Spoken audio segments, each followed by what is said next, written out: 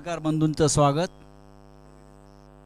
भगिनी आहेतच आपल्या यातले बरेच पत्रकार मगाशी मुंबऱ्यामध्ये चेंगरून चिरडून इथपर्यंत पोहोचलेले आहेत आणि महाराष्ट्राला आपण ठाण्यातली आणि मुंबऱ्यातली सत्यस्थिती दाखवलेली आहे। माननीय उद्धवजी म्हणाले की प्रास्ताविक करा। मी प्रास्ताविकाची अजिबात गरज नाही आहे खरं म्हणजे। तरी आज सकाळी कोणीतरी आव्हान देत होतं, ठाण्यात येऊन दाखवा माननीय उद्धव ठाकरे साहेबांना। आम्ही ठाण्यात आलो, ठाण्यातून मुंबऱ्याला गेलो आणि एक चित्र महाराष्ट्रानं पाहिलं की शिवसेना कोणाची। इलेक्शन कमिशनला जरी हे समजलं नसेल, मी इथे दोन ठाण्याचे ठाणेदार बसलेले आहेत, जितेंद्र आव्हाड आणि खासदार राजन विचारे, आणि आमचे सगळे सहकारी इथे उपस्थित आहेत। फार वेळ न लावता मी माननीय उद्धवजींकडे माईक देतो आणि आपण त्यांच्याशी संवाद साधावा। सर्वप्रथम आपल्याला सर्वांना आणि आपल्या माध्यमातून महाराष्ट्रातील सर्व जनतेला मी दिवाळीच्या शुभेच्छा देतो आहे। आत्ता आपली पत्रकार परिषद आहे, नाहीतरी कोणतरी पाठी रिकाम्या खुर्च्यांचा फोटो काढेल आणि दाखवेल की यांच्या प्रेस कॉन्फरन्सला खुर्च्या रिकाम्या होत्या।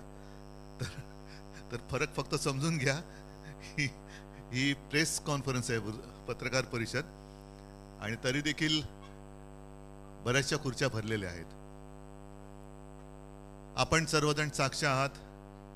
आता संजय राऊत म्हणाले त्याप्रमाणे मी तुम्हाला सर्वांना धन्यवाद देतो। महाराष्ट्रातलं खरं चित्र आपण आपल्या माध्यमातून संपूर्ण देशाला दाखवलेलं आहात। पोलिसांची हतबलता सुद्धा सर्व महाराष्ट्राने पाहिलेली आहे। यात मी पोलिसांना दोष देत नाही, पण सरकार म्हणून जो काही कारभार सुरू आहे, या सरकारने याच पोलिसांना वारकऱ्यांवरती लाठीमार करायला लावला होता। याच सरकारने शांततेत चालू असलेलं मराठा आरक्षणाच्या सर्व आंदोलकांवरती अत्यंत पाशवी लाठी हल्ला करायला लावला होता। आणि याच सरकारने त्याच पोलिसांना आज चोरांचं रक्षण करायला लावलं। म्हणजे मी समजू शकतो पोलिसांची मानसिकता काय झाली असेल, की ज्यांना कसं वागवायचं हे त्यांना पोलिसांना कळले, त्यांचं रक्षण करावं लागतंय।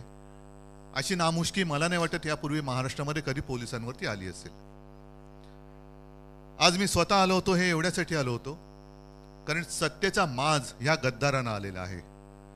यांच्याकडे हे नेभळट आहेत, अगदी मी उघडपणाने सांगतोय, नेभळट आहेत।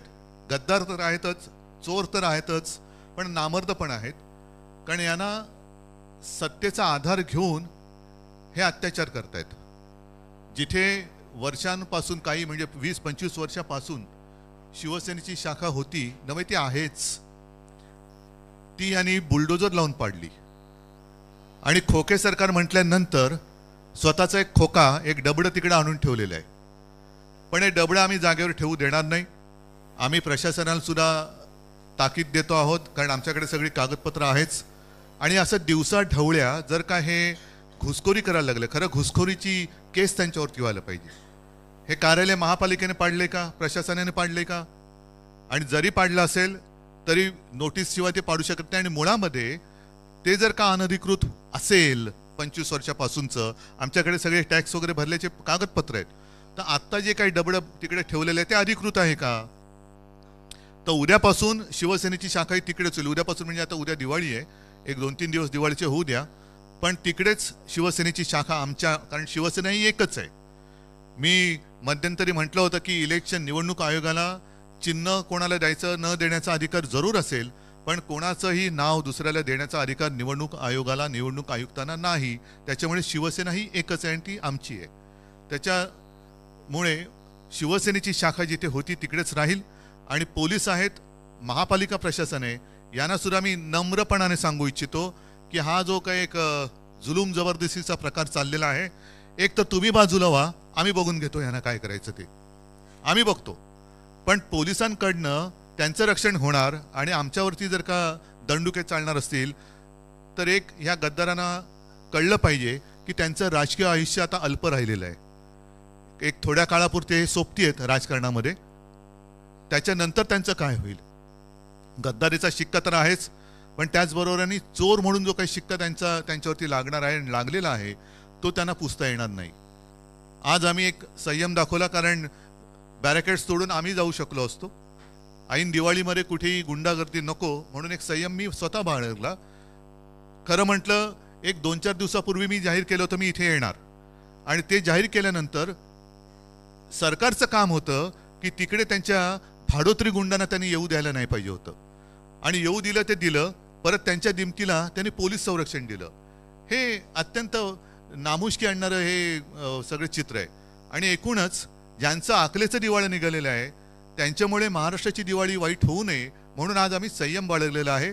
पण याचा अर्थ असा नाही की दरवेळेला आमच्याकडनं संयम आणि तुमच्याकडनं यम असं काही होणार नाही.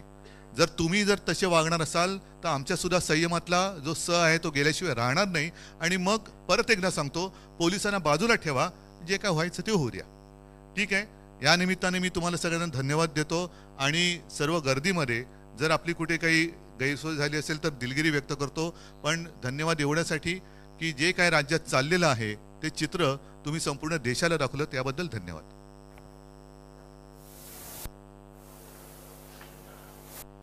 ठीक आहे.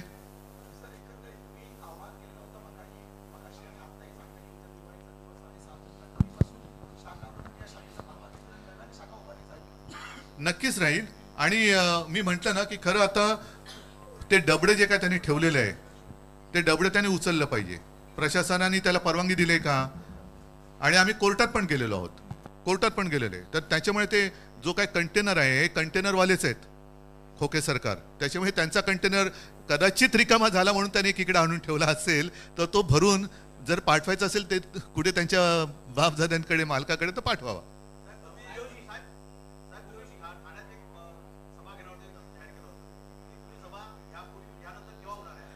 मी सांगतो तुम्हाला.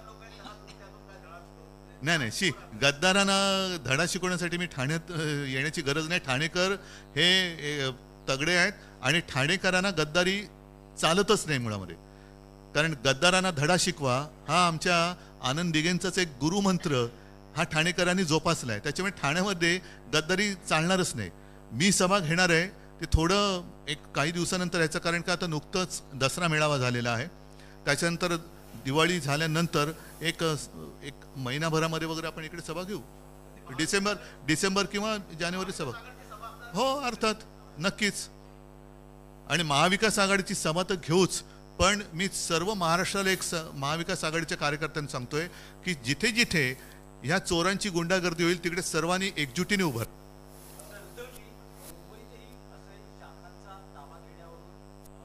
नाही, संघर्ष नाही झाला. एक सांगतो, एक शाखा त्यांनी आमची पाडण्याचा एक केलं बेहरामपाड्यातली, आणि त्याच्यामध्ये नंतर जे काय घडलं ते तुम्हाला माहिती आहे. आमच्या शिवसैनिकाच्या भाषेत ज्यांनी शाखा पाडली त्याने जाब विचारला. फक्त हे एवढे नादान आहेत की तिथे छत्रपती शिवाजी महाराजांचा पुतळा होता, हिंदू हृदय सम्राट बाळासाहेबांचं चित्र होतं, ते काही न करता त्याच्यावरती हातोडा मारणारे हे नकली बाळासाहेबांचे विचारवाले लोकांसमोर जाऊ शकत नाहीत.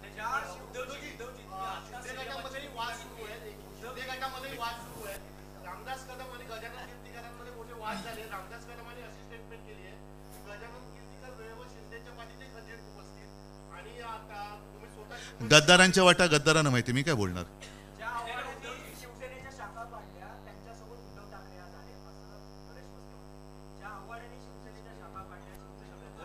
कोण मस्के कोण त्या कोणाची कोणी प्रश्न विचारते आणि कोणाला उत्तर द्यायचं.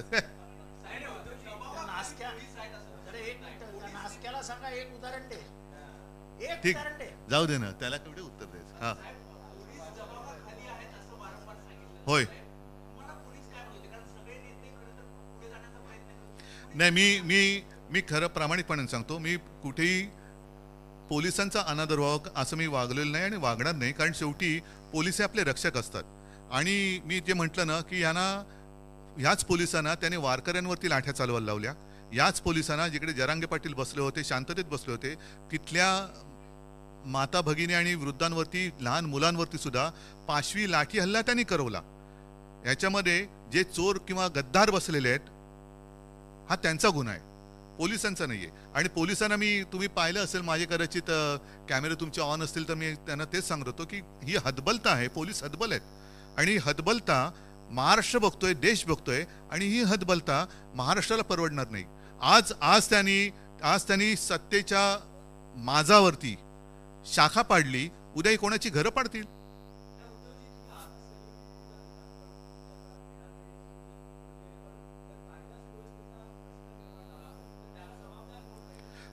मला असं वाटतं सदरक्षणाय खल निग्रणाय हे पोलिसांचं ब्रीदवाक्य आहे. पोलिसांनी त्याला जागावं.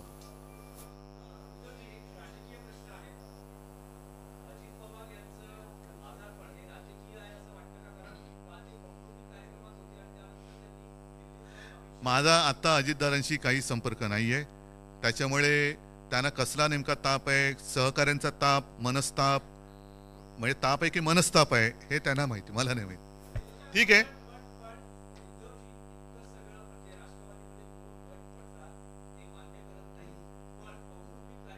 जाऊ दे. मला वाटतं आज त्याच्याबद्दल बोलण्यासाठी मी नंतर परत येईन. पण आज एकच आहे, पुन्हा एकदा सांगतो की यांचा सत्तेचा माज हा आता उतरवण्यासाठी आम्ही सगळेजण रस्त्यावरती उतरलेलो आहोत. महाराष्ट्रातील जनतेला एकच सांगतोय की तुम्ही काळजी करू नका, आम्ही मजबूतीने तुमच्या सोबत आहोत.